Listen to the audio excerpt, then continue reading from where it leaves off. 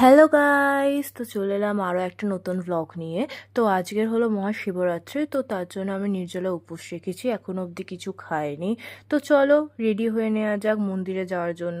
তো দেখো আমি রেডি হয়ে নিয়েছি মন্দিরে যাওয়ার জন্য।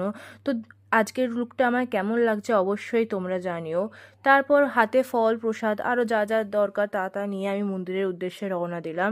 মন্দিরে পৌঁছেই দেখো আমি একটা ক্লিপ নেওয়া শুরু করে দিলাম, আর আমার দাদাকে আজকের কেমন লাগছে অবশ্যই জানিও। আর মন্দিরে পৌঁছে আমি আরও কিছু জিনিসপত্র কিনছিলাম যেগুলো আমার কেনা হয়নি। তো আজকে আমি একা ছিলাম না, সঙ্গে ছিল অর্জুন। ও উপোস করেছিল আর ওর হাতেও অনেক জিনিসপত্র ছিল। আর মাও ছিল, মা তো এত ব্যস্ত যে ক্যামেরার দিকে তাকালোই না।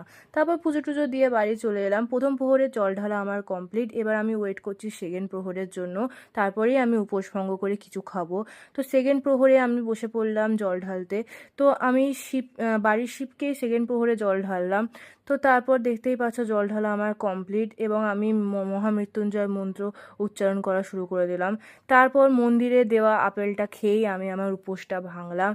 আর ভাই, যা সুকুন তখন লাগছিল আমার।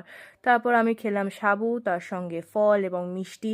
রাতে বোর হচ্ছিলাম শুয়ে শুয়ে, তো একটা নতুন মুভি চালিয়ে দিলাম। এই মুভিটা কি তোমরা অবশ্যই আমাকে জানিও, মুভিটা খুবই ভালো ছিল।